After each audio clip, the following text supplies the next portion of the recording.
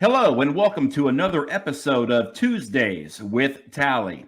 This is episode number 11, and I'm your host, Brian Tally. The mission and the goal of this podcast is to bring an engaging conversation that will add value to the lives of everyday people. We will inspire, encourage, educate, and tell the stories of some of America's finest men and women in an effort to motivate you to live your life to its fullest potential. Be sure to follow us on social media and on Spotify.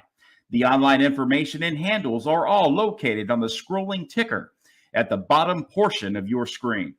Be sure to like and share the program as well. Folks, we have a very special guest joining us on today's program, but first, a word from our local sponsor. Are you looking for a photographer and are based in the Houston, Texas area? Then look no further than John Steelman Photography.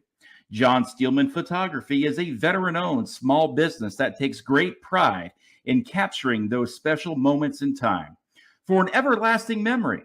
No job too big or too small. For all your photography needs, check out John Steelman Photography today. Visit him online at johnsteelman.com. That's johnsteelman.com. Folks, it's not every day you have the opportunity to sit down and have a conversation with a man like our next guest. Today, we are joined by retired Marine First Sergeant Al Baldasaro.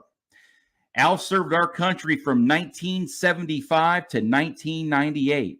And served in Operation Desert Storm.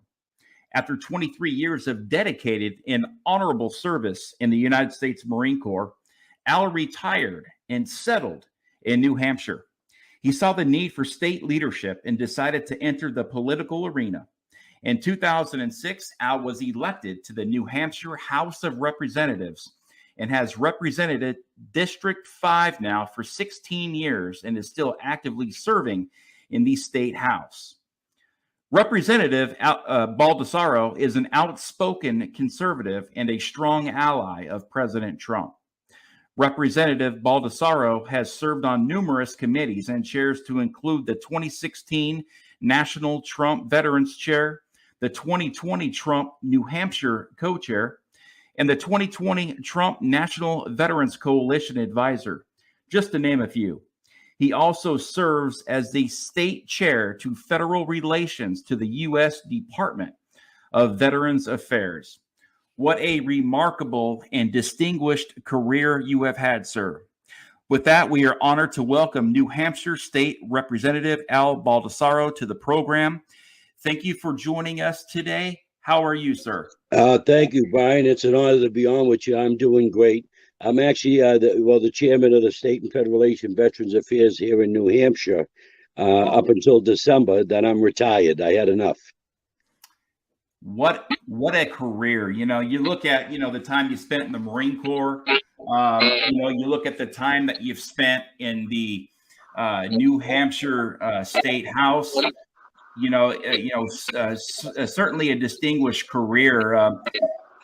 Let's learn a little bit about Al. Where did you grow up? Well, I grew up in Cambridge, Massachusetts. My grandfather was a four-term mayor in Cambridge, Mass. He was in politics for 50 years. I grew up with Tip O'Neill, the Kennedys. But under Ronald Reagan as my commander-in-chief, I seen the light and I learned how to spend my own money without government intrusion. That's a very good way to put it, for sure. Big government, in my eyes is not a good thing. And certainly we the people need to be heard in ways that perhaps we are not being heard right now. Your experience serving in the Marine Corps, 23 years as a first sergeant. Do you have any experiences that you'd like to share with our audience today? Well, I served in Desert Shield. I was one of the first Marines over there to build airfields for Harriers and helicopters. I was the ground unit assigned to MAG 16. I was the ops chief. So I took a group of Marines over there to build airfields for parking areas on Jebel and the stadium. Then I put leapfrogs up near the border of Kuwait to put what they call forward area refueling point sites in place so they could refuel and reload bombs for Harriers and helicopters. But my side gave out on me. I got operated on in a tent. I had so they fixed my side, and then normally they send you home, but I fought. I was a gunny. I went back to my unit, put a team together to go into Kuwait, and then I ran Kuwait International Airport once the Marines secured the airfield after the tank battle. But my side gave out on me again while I was in Kuwait. So, of course, my corpsman took care of me, and once they signed the treaty, I got a call on the radio to convoy back to Saudi because I was one of the first Marines in, and we were the first Marines to go back home. And then I went right to Long Beach Hospital, got reoperated on, and got mesh put in. So were you stationed at a Camp Pendleton before you deployed? I was at Tustin Helicopter Base. I was the Marine Wing Support Squadron Operations Chief, and we were in support of MAG 16. I'm not even sure if that base is even operable anymore. No, Tustin. I served the tour in Tustin. I served the tour in El Toro. Both of those bases are gone. Those units either moved to Miramar or to 29 Palms. Yeah, correct. 1975. I wasn't even born yet. I was born in 1977. And, you were already, probably a corporal, before I was even born. And that's, a very long career, 23 years, and then you get out, the Marine Corps, and then you serve now on your 16th year as a politician. Well, excuse me one second, Brian. I don't consider myself a politician. I'm an elected official. If I was a politician, I got to kiss people's butt and tell them what they want to hear for a vote. I'm the wrong guy. I've told them like it was for 16 years. I will rephrase that. Yeah, an elected official by the folks at District 5 in New Hampshire, Representative Baldasaro, again, 23 years in the Marine Corps, 16 years as an elected official in New Hampshire State House. Sir, what has it been like serving in the New Hampshire State House? Well, of course, it's been an honor. I mean, we have over 400. We have 400 legislators in the House, and we got 24 senators. I moved up pretty quick in leadership there because I'm outgoing, outspoken. I've been a chair before. I was a vice chair. I was a assistant majority leader. I was the floor leader when we were in the minority. And I actually ran for speaker. But some the old timers get a little scared there when you got a loud voice like me that tells people to kiss off. Either get with the program, protect the interests of the people, not your own pockets. So, I heard a lot of feelings in my 16 years. If they did a Google search of my name, you'll see I said things that people only dream of. Do you regret ever saying any of those things that you have said? No, not at all. What I said was in accordance with the Constitution, in accordance with the U.S. Code 18, especially when I spoke against Hillary Clinton over the Marines in Benghazi. They got killed, or the veterans got killed over there. And it was a disgrace. They dropped the ball on those veterans, and I believe she should be held for treason. And of course, we're a nation of laws. You got to be found guilty before you go in front of a firing squad. So I use the word should. Do you believe that what happened in Afghanistan when we pulled out, we had 13 Marines killed in that attack when President Biden decided to disengage from Afghanistan and hit eject while we had so many Americans still in Afghanistan and so many promises broken. When we left, do you think that's President Biden's Benghazi? Oh, I think that's General Biden, that's General Milley, that's all that, the Secretary of State, Secretary of Defense. I gave a speech on the floor about this here, and I said I don't just blame President Biden. The Democrats, try to stop me from speaking about it. It went to a vote, and the Republicans overruled the Democrats, so I was able to continue to give the speech on what happened. We had a great fortified air base, Belgrade, and I think that was the name of it. And then what happened is once they moved them over there to the airport, Kabul, that's suicide. You know, we should have never in a million years lost those 13 veterans. And I was really hurt over that. I mean, I brought tears to my eyes to see the stupidity of the leadership there that's gone on there. And like I said, I blame them generals. I think some of them Marine generals need to retire along with General Milley. You know, the sad thing is about those 13 active duty Marines that died literally on a humanitarian mission, if you will, days before their deaths. A lot of them were viewed as bringing babies over concertina wire and doing everything the right way to help those Afghan people to get out and to escape the terrorism of the Taliban takeover. Now that we were completely, leaving the area, and it's very sad to see them on the news doing everything right and doing everything the right way, and then 2 days later seeing that a lot of those same people that were doing the right thing were then slaughtered by a suicide bomber who went in there with no regard of human life, let alone the lives of U.S. Marines. Right. And just egregious in my eyes. You know, that would have never happened under President Trump's watch. Guarantee it. We would have never left all that equipment there. We would have never left one American behind, and it's a damn disgrace. The way I say it is, do not engage in a war if that's how you plan on pulling out. Because over 20 years of American blood now has been they've started all over. The Taliban is strong. They're stronger than they've ever been. And we've got 20 years of sacrifice that, I mean, what for? I mean, this is just, again, when you don't have the words for something and to really outline the just dereliction of duty here. It's asinine to me, and I'll never understand it. But then again, you know what they say is the things that you don't understand, perhaps because maybe there's more to the story that we don't know about. And it's all above my pay grade. You know, Brian, you weren't born, but I was just signed up there right after the evacuation of Vietnam. I was in high school when I signed up for the Marines. And I was so disgusted there. This is deja vu. You know, the Marine Corps has what we call lessons learned. Okay? We should have learned from Vietnam. This was the same thing. And Joe Biden was part of that also. He was a senator back then. Okay? And he did the same stupid move he did back then that he did in Afghanistan. And it's a disgrace on what they did. And I'm so disgusted over it.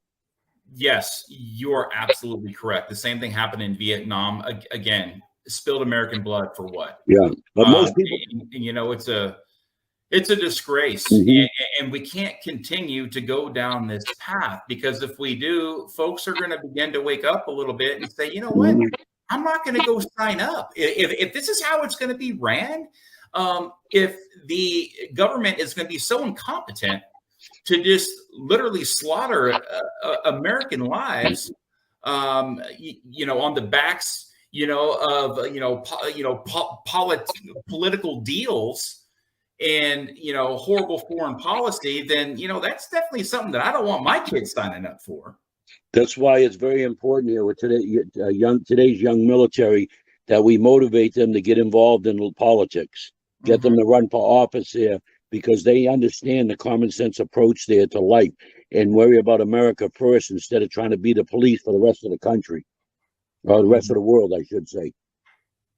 Al, you have served 16 years in the New Hampshire State House, and you've given a recent speech. It could have been one of your final speeches in the House. Do you mind if I play that for our audience? No, not at all.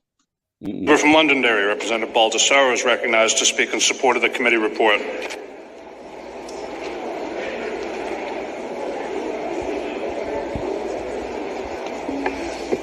Thank you, Mr. Speaker. Fellow representatives, I was going to stay silent on this here, and because I could care. I don't never smoked marijuana in my life, and I've had it all around me many times. I actually voted against medical marijuana. But for the record, Mr. Speaker, I can tell you that I do condone violence at the Oscars. I wanted to put that out there, by the way, on my mind there, because this could be my last time speaking here at the Well. A friend of mine who passed away prior to losing his life, the distinguished minority leader from Hampton, he fought for this marijuana for many, many years. I want you to keep that in mind when we do cast this vote. He really did support this here. The marijuana bill, we all talk about a monopoly, a monopoly, a monopoly. You know, something for 15 years, that's all I heard. The Constitution says a monopoly. I hear people, reps come and go in here.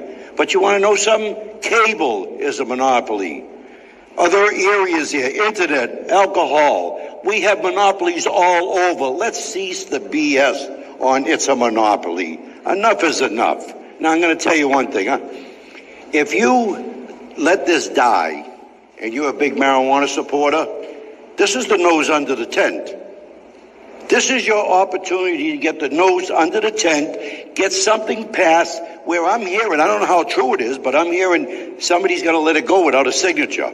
Okay, this is election year. You finally have an opportunity to pass something. Something. If you do not get this here going, and this does not pass this year, you get a governor who gets reelected, election time's over, you know the game in this business, you'll never get it again. It will be vetoed and vetoed and vetoed. So you might as well make a tough decision here today. The House has voted this in many times. Do I like the state involved in this here? Hell no, I don't. But you want to know something? You got no choice. Either you want marijuana or you don't. You can't have the whole pie. We have to take a little piece at a time. Later on, you come back and you fix it. You add more to it. You do whatever you got to do. But you got to get the nose under the tent. And if you don't, then you failed. You're never going to have it. I'm not going to lose sleep. I'll be in Florida where it's passed, I think. But so I recommend that you really think deep down inside your heart and realize, do I want it or do I not? Do I care and listen to this garbage about it's a monopoly when it's all over New Hampshire, monopoly? We're a small state. We do not have a tax revenue. If you want sales tax, payroll tax, and vote this down. Vote it down. Eventually, this state is going to run out of other people's money. This is choice money that we got going on right now. So if anything, for the former minority leader, I would say this should be at least over 300 or nothing, or whatever we got here. Thank you. Representative from New Hampshire, Al Baldasaro. Can you explain to our listeners what that speech was all about? What it is, there was a bill that came in on medical marijuana, on marijuana, legalizing it. We're surrounded by Maine, Massachusetts, Vermont, and Canada, all legalized marijuana. Mm-hmm. People are coming into our state and getting arrested and tying up our courts because they got small amounts of marijuana. Now, my thing was saying, if you want it, vote now. Let the state run it, then change it later. Stop, because we're spending too much money in the court system over this marijuana. We lost the battle. I've never touched it in my life. I don't plan on ever touching it. I voted against medical marijuana only to go to a cancer place a month later, after the governor vetoed it, and learn that cancer patients use it because they throw up from the chemo and all this other. So I said, who the hell am I to stop these people from using? So I voted against the governor's veto. And we put medical marijuana in law. Mm-hmm. So it's, it's a touchy subject for a lot of people in the state that support it. I do believe in the medical marijuana industry. Of course, being a veteran too, I know a lot of veterans who use it instead of anxiety, depression pills, opioids, whatever it may be. And it actually, has been great medicine, if you will, to those veterans. So, I commend you on that leadership there. Al, you have gained tremendous wisdom over the years. You have done so much in your life. Do you have any advice for our listeners out there today? I would say do not let, especially veterans. Our oath never expired. First of all, okay, to defend the Constitution, defend and protect. I would recommend that people stop giving up your freedom of speech. Stop giving up your gun rights, your constitutional rights.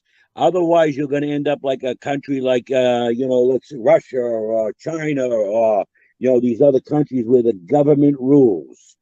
Okay, those Second Amendment rights were not put in there for hunting. They were put in there to protect yourself from the government if they got out of control and had more and more power. So people need to be speaking up. And I mean, it's a damn shame that they're not. So I recommend get out there and do something for the country. I mean, I think John Kennedy said it best. It's not what your country can do for you. It's what you can do for your country. Amen. That is right. Our government was never intended to be this big. I do believe in small government, and I believe that when you want things done and done right, you privatize things. The private sector gets things done, and of course the government, the bureaucratic wheels spin very, very slow unless they have an agenda, and then things can get sped up, very, very quickly. Right. Hey, one other thing, Brian, before you go on. Now, did you notice in my speech I said the Constitution? What I forgot to say was the New Hampshire Constitution. What many people don't, first of all, most people never even read the Constitution. They don't understand Article 10, states' rights, Article 4, search and seizure. They don't understand any of this stuff. They never read it. They only assume. It's like a sea lawyer in the military. It's got all the answers. So my thing is, in your state, read your state constitution that protects you under Article 10 in the U.S. Constitution, states' rights. Okay, so we passed a law in New Hampshire, and the governor signed it. If the federal government makes gun laws that go against New Hampshire law, we don't have to comply with them. Okay, we have states' rights there in order to protect ourselves. But many people are like puppets in our country, and it's a shame. And they believe all the garbage that they're told, and it's like a bit living like a mushroom. You know what I mean? You grow in the dark. You collect all the garbage up underneath you there, and it just keeps going on, and they don't care. So that I hope your listeners really read the Constitution, get an idea what our country is, because education is not in the U.S. Constitution. That's a states' rights issue. Healthcare, not in the U.S. Constitution. That's a states' rights issue. Mm-hmm.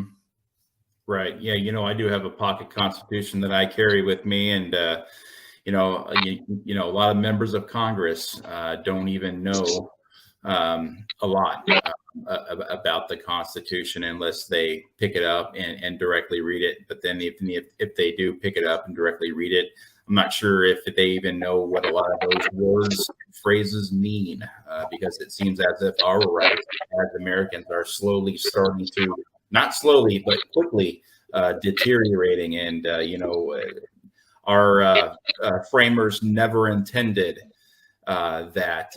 You have said yourself, you were outspoken. You said you've said some things. You said that, go Google me. What can you describe some of those encounters? I mean, for instance, I was on the radio, the Big Kahuna at Cleveland, and I used to speak for President Trump on the veterans issues. So I said, I'm speaking as a veteran. Mm-hmm. Hillary Clinton should go in front of a firing squad and shot for treason. Now, the media took it that I wanted her assassinated. GOP leaders took it that, that's a disgrace. You shouldn't have said it like that. But you want to know something? Under the U.S. Constitution, treason's there, put to death is there. Under U.S. Code 18, treason put to death, and firing squad is there. Since when, as an American, I cannot have an opinion? And I said I'm speaking as a veteran, not speaking for Trump when I said that. And I meant it. And they wanted me to apologize. And I told them to go pound sand, the national GOP. Then all of a sudden, after I said it, many others come out and said the same thing. Mhm. But yet I was the bad guy. They attacked my family, everything. Now, I use transgender, another area. I don't care. You want to wear a dress, God bless you. But where are all the moms and dads? I'm a father of 3 daughters. It'd be a cold day in hell. I would let some guy that's wearing a dress in the bathroom with my daughter or in the shower, okay, with a penis hanging down. I'd be out there with my gun on my side there to make damn well sure. But moms and dads are silent. Another issue, the swimming, the sports. Where are the moms and dads? Why aren't they speaking out that their daughters are not going to lose scholarship? That women are being, dropped down a level, and men with dresses, with bathing suits, can take away their scholarships. How come nobody's bitching and complaining about that, Brian? Mm-hmm. Well, I think people are, and a lot of it is being, drowned out by a lot of media, and I still believe that there is a majority rule in this country that still, believes in God and still believes in, a lot of the founding principles, who we are as Americans, and like I said, we're getting hit right now from a lot of different directions that are making a lot of Americans, very unhappy, unsettled, and a lot of mothers and fathers are beginning to go to school boards and speak on, on behalf of their children and what they want them to learn in schools, like reading, writing, and arithmetic. And, so I think I have seen a big push here lately, but there's not enough yet. Yeah.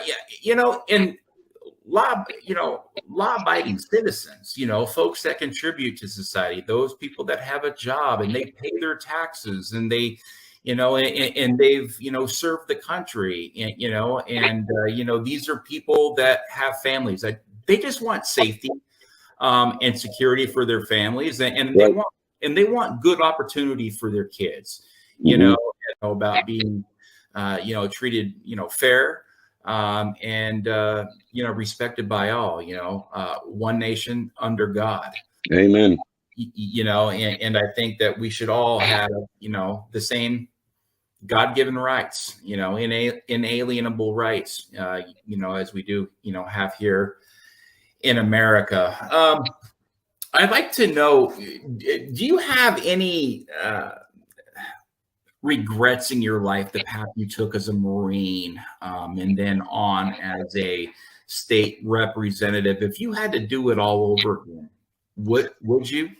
That's a good question. I would do it as a Marine again. I mean, as I told you early in this broadcast, my grandfather was the mayor of Cambridge.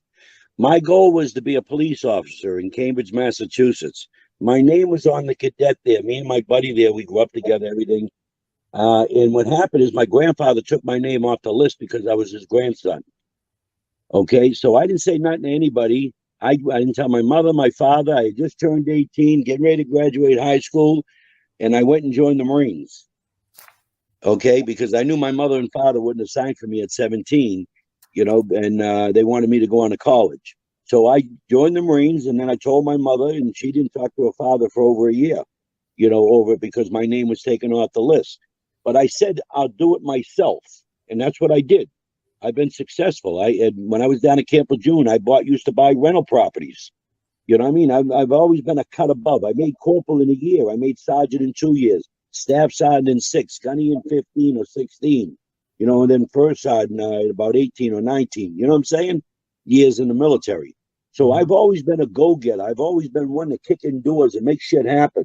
Not kiss anyone's butt to do it, but tell them like it is. And that's the problem in today's society. They follow whatever they think is the leader, and they don't stand up for themselves. And it's a shame. I mean, I had a girlfriend that had abortion years ago. I didn't know until a year later. Okay, I'm on my third marriage. It took me 3 times to get it right, and I married an angel, so I can't complain. But I could have raised that child. I have 7 kids. I would have raised that child instead of killing her, and not even giving me the opportunity. That's why I'm pro-life, because I never thought about abortions or this or that. Now, as a Marine, do we ever think of that stuff? Hell no. We think about training to fight wars, the Constitution. Mm-hmm.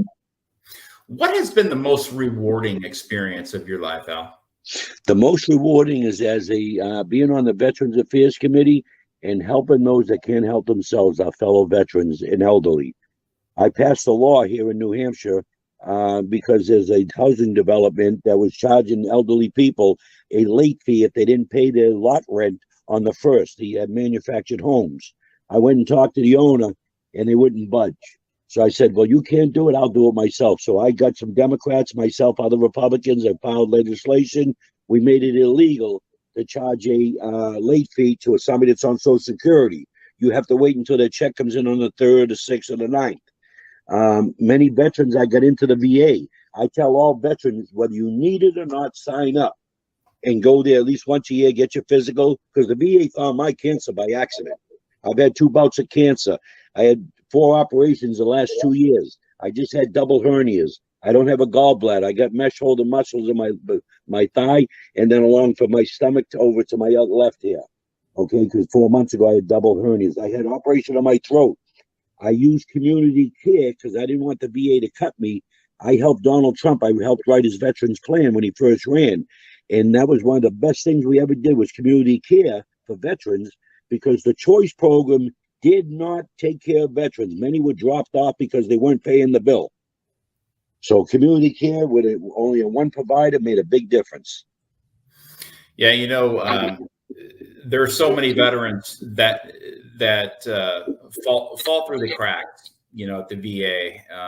So that's good that you've helped be a champion, for that. And even to add a little bit more, I was talking to a father a couple of days ago of Sergeant John Toombs, and Sergeant Toombs was in a program in the VA, and he spent about 45 to 50 days in a in hospital rehab for folks that were suffering from the wounds of war, and he was very suicidal. Anyways, he got kicked out of the program. Very long story short, he did not want to be kicked out of the program about 2/3 of the way through. And what he did is he committed suicide on that VA campus. I heard that story. Suicide letter, and he left a video. Mm-hmm. Ever since then, I know the VA has changed a lot of the protocols when sick veterans are checking into the hospital and they want to be seen, and not putting new protocols in place to ensure that they are not turning away these veterans that are there because they want help, because they need it, not because somebody said they need it, because they are turning themselves in as saying, look, I have a problem here and I want help. Please don't turn me away. Because if you turn me away, I think that's probably like my last outlet there. And if they do, they end up, taking their own lives. And there are so many, ways that it could have been prevented. So, I commend you for the work that you've done. Yeah, thank you. Up until Trump, we used to remember the wait list. Yeah. Some of the VAs were doing. They were hiding their numbers and stuff, and veterans were waiting and waiting and waiting. Donald Trump, his team, they asked me to go around the country. I was in an RV, and I went to different VFWs, American Legions, talking to veterans when Donald Trump was first running. And I went all over Texas, South Carolina, some in Florida. And some of the stories of veterans, I went in jeans, a T-shirt in the VAs, sat with veterans because I had my ID, talking to them. Then I go back out in the RV and get in a suit and go find the director. And every one of those directors say things are great, they're peaches and cream. I say, get out and talk to that veteran that's been sitting there for about 2.5 hours because this doctor's late or something's going on. Go talk to that other veteran, got kidney problem, that's been waiting for a veteran, for a phone call and nobody's called them. You know, and these are just a couple of those stories, but I had many stories back then when Trump first ran, and I would report back to President Trump, you know, on what's going on. Veterans choice enrollment saved my life, Al. Yeah. In 2016, when I fell through the cracks, I went to the VA hospitals all the time. I mean, I was, Right. I think you know my story. Very long story short, we ended up finally getting approved to go out in town to be seen by a private surgeon, where they found that I had a bone-eating staph infection that was aggressively eating my spine and internal organs. And if it wasn't for that, veterans choice enrollment, I would have died waiting for surgery in the VA, as they had a 9-month waiting list to be seen. And, that right there is unacceptable. So veterans choice enrollment is a very good program, and it is saving lives. And to add one more thing to that, I believe that mental health, if any veteran is experiencing thoughts of suicide or homicide or whatever it may be, and they need help, I believe that they should be able to check themselves into any rehabilitation program in the country at the expense of the Department of Veterans Affairs. I believe that if, because a lot of veterans live in rural communities, and sometimes they just need to see a counselor for a day or two, or a psychiatrist or a psychologist. And a lot of these veterans aren't driving 2-3 hours in from the rural parts of the country, the cities, to see, the VA psychiatrist. So I do believe that if you are feeling that way, you need to be checked in. The VA needs to pick that up. Right. I agree with you about veterans choice was a win-win for veterans. But the problem we had with that, they weren't paying their bills, and veterans were being dropped, through mental health, through chiropractic, through other stuff, their operations, follow-up treatments, and everything else. And that's the reason why we had to take it another step and get all these third, fourth parties out of the, too many cooks were involved with that. So, and because that was a great program that started it off for the veterans, finally. But the community care took it the extra step with only one provider. When I say one provider, one person paying the bills, one company on the East Coast and the West Coast, which was a no-brainer. And unfortunately, with any bureaucratic process, there's going to be problems involved. And it's something that I have even experienced myself, along with thousands of veterans, is that even though veterans choice enrollment is there, sometimes I still get bills in the mail saying owe us for this because the VA hasn't paid it, and I don't think they're refusing to pay it, but they just aren't really wanting to pay their bills. And the funny thing is that if you and I get bills for our stuff, and if we don't pay it, they take it away, or they completely cut our account. But it looks like the government has a different set of rules for them, and and a different set of rules for us. I just got a bill here. Matter of fact, came in the mail yesterday. $8,095. I got to send this over to VA because somewhere along the line where I did my MRI for my cancer, they didn't have my VA medical, documentation from community care. So I got to get this thing straightened away. But see, I know how to fix this. Other veterans don't know how, because you got to bring the bill to the VA and let them know, that you're being billed. And I have full coverage insurance because I'm a retired Marine. I got TRICARE for life. I got Medicare. So I don't pay $1 for any medical. But I use the VA because I'm an activist. How can I say the VA is good or bad if I don't use it? Because there's too many talking heads out there that think they know it all. You and I use the VA, so we're able to know that the VA's gotten so much better, and more veterans need to get over there and use the VA versus going without. Yes, indeed. Hey, that's a very good point. Lead by example. I will not do anything that I will not do myself. How can you be an advocate if you don't know what it's like? Boots on the ground, experience it for yourself, and put the faith into the good clinicians and the doctors at the VA, because I do believe all of their hearts are in the right place. Unfortunately, I think the veterans that do have problems within the VA are being caused by the white collar workers on the 7th floor in Vermont Avenue in Washington, D.C. Right. And again, that's my opinion. Mhm.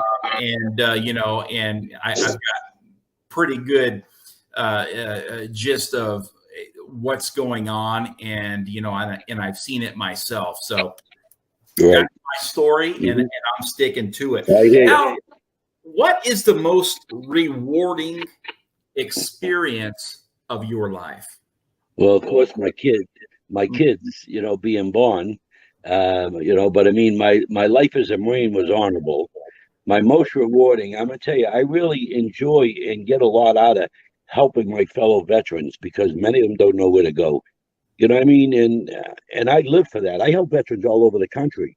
I mean, I'm working right now trying to get money for a team. It's called a Great Team out there in Boca Raton. They get all this high-tech equipment. I met some of the veterans going through the program that were suicidal and other stuff, that are doing great. They work on the mind, the body. They get you back in shape. You know what I mean? Because, as Marines, a lot of time, we get out of shape. We don't we're not running 15 miles a day like we used to as a Marine. So I think my most rewarding is helping people, is taking them to the right, get them in the right direction, because as a legislator running, we're their last stop. They don't know where else to go, and it's a mental thing. It causes medical problems if stress, everything else. If you don't know where to go to get help, and that's the problem with a lot of our veterans. Are you aware there's a VASH program out there, VASH? It's run by the VA. Here in New Hampshire, I helped get over 500-something veterans off the streets and into apartments, into a social worker at the VA. They get a HUD certificate, helps them in their apartments and everything. And we have veterans here in New Hampshire don't want to get off the street. But this is a program throughout the whole country, every VA running a VASH program. And these HUD certificates are ahead of everybody else to help that veteran. Is that V as in Victor? V as in Victor, A as in Apple, S as in Sam, H as in Hotel. VASH. Don't ask me what it stands for. The VASH program, and that's in the VA. I'm going to look into that, and do a Google value, search. I'll share it. Yeah, do a Google search on VASH program. It's a win-win for veterans, and I think that was put in there just before either Obama, just before Obama. You know what I mean? It's been there for a long time, but a lot of states, a lot of veterans aren't aware of it. But you have to have like alcohol, drug problem. I sponsored legislation here in New Hampshire for legal help for veterans. To get lawyers to sponsor their time to help a veteran get them out of legal problems.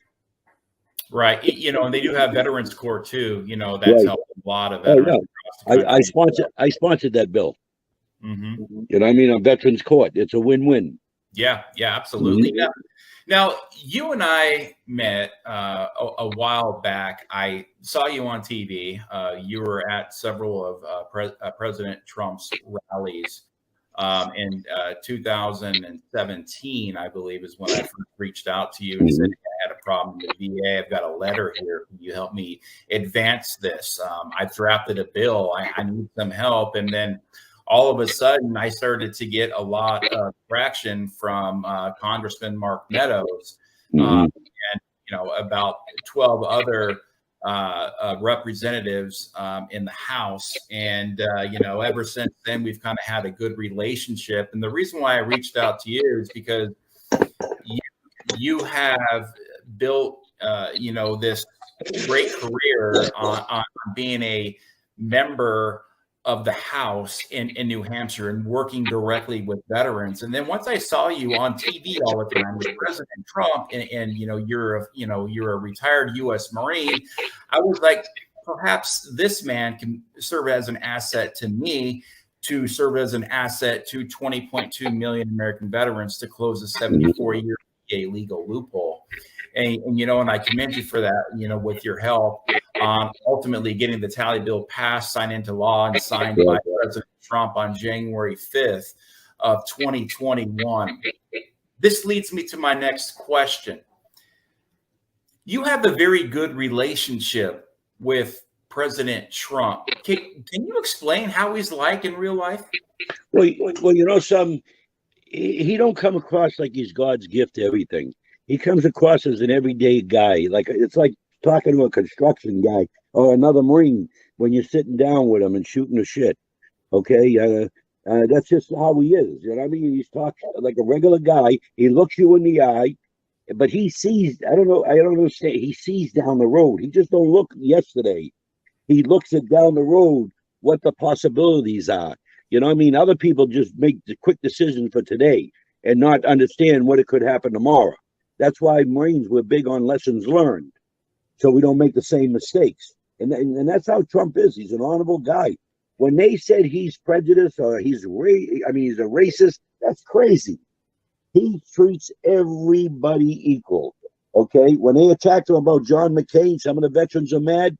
And I used to tell those veterans, how about when John McCain, and I love John McCain, I didn't support him when he ran for president, and I told him to his face, because under his watch, many veterans died and nothing was done. And I told John McCain that, and I like the guy. But anyways, Trump made sure veterans were taken care of. When I started to say about that, Trump had a rally in Arizona. You can look this up. Nobody talks about it. John McCain came out and said they're all crazies. They're all nuts that went to this rally. Those were veterans, combat veterans, disabled veterans that went to that rally. So Trump stood up, and ever since then, him and McCain didn't hit it off. But a lot of people don't know that, the reason why that thing started with McCain and him. The real truth, you know what I'm saying? Mm-hmm. But he's an honorable guy. Indeed. You know, he has done a lot for our country, you know, and, you know, I mean, he brought strength. I mean, really, you know, his, 4 years as president, you know, our country was thriving. You know, everything was good. Unfortunately, he had a lot of pushback. So, you know, not everybody bought in. States. Where do you see our country headed? And is there any hope? I see the hope coming in November if the Republicans take back the House and the Senate. To be able to stop some of the bleeding. They won't be able to stop it all, but they could stop some of the bleeding on the spending. Okay. But I see if Trump gets back in the game, okay, because I don't know if you remember or you were a kid, if you look up, Ronald Reagan was attacked just like Trump.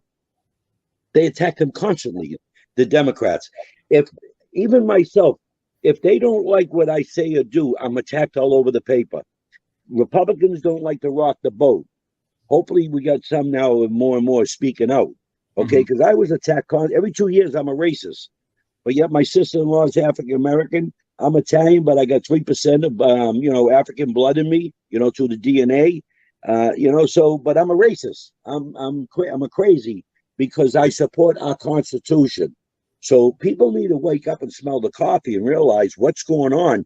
Why are these people, these Democrats, pushing you to the left? Not all Democrats. Okay, this is why it's important this election to make sure you read each platform, Republican and Democrat, because you might want to vote for a nice guy because he's a Democrat, but he's going to take your wallet while your back is turned, and once he gets to Washington, drinks the Kool-Aid. Yeah, what I've seen, from a lot of Republicans is they go along to get along, and liberals. They do not have a problem with going out there every single day and fighting hard for what they believe in. And they don't talk about the issues. They call your name.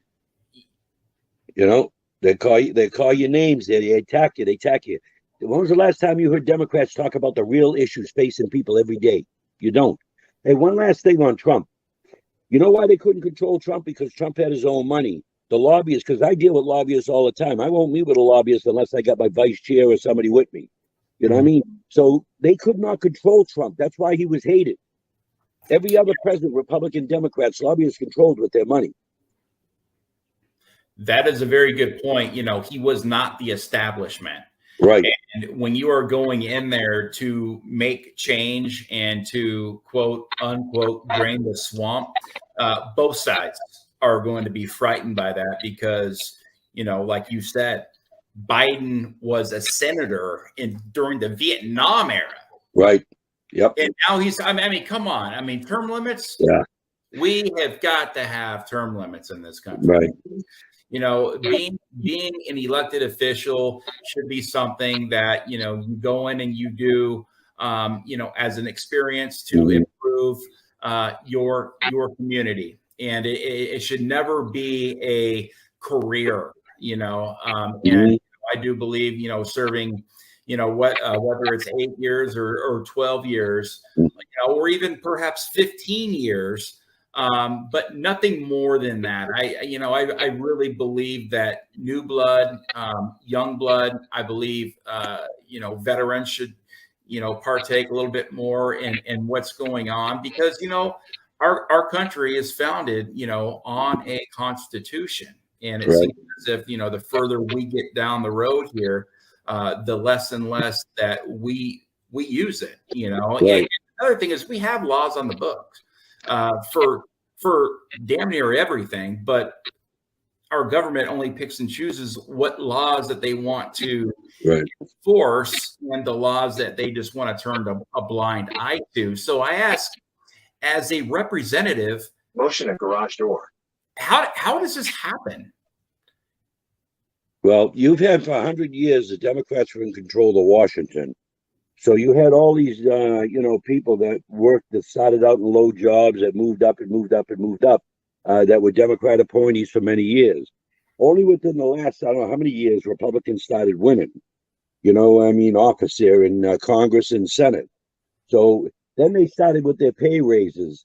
Here in New Hampshire, legislators, we make $100 a year. If you're the speaker, which I ran for speaker, it's $125 a year. Okay, and then we get mileage. They put too much money in politicians throughout the country, and it becomes a full-time job, which it shouldn't. I stayed 16 years because after my 6th year, my 5th year, I became a chairman. Okay, so it took a while, to get institutional experience. The people should be the ones to vote, but throughout the country, the people are just voting for a D or an R. They're not paying attention who's not working for them, and it's got to change. Yeah, I agree. And right now, I am not a Republican. I am not a Democrat. I am an American. I am a patriot, and I only want the best for my country.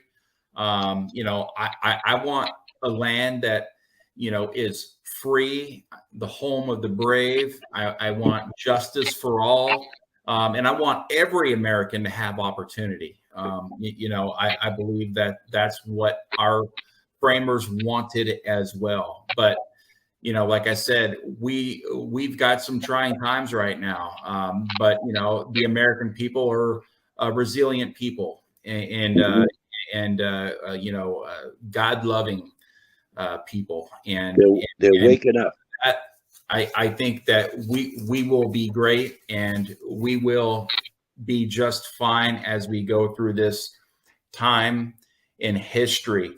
I want to begin to close this program out, Al. And do you have any closing words that you would like to share with our audience today?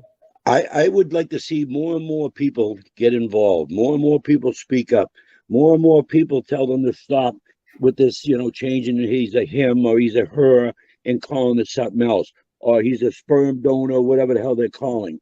Stick to the American dream, the American way of life, and not let these small groups change your mentality, your mind, and, move you too far to the left there or towards socialism.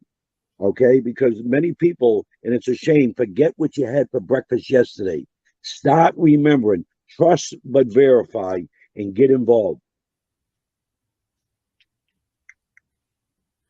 So some final closing remarks from the representative from New Hampshire. Get involved in your community, get involved, at the county level, at the state level, with school boards, whatever it may be, to get involved, to make a difference for the lives of your neighbors, your family, and again, the people of your community.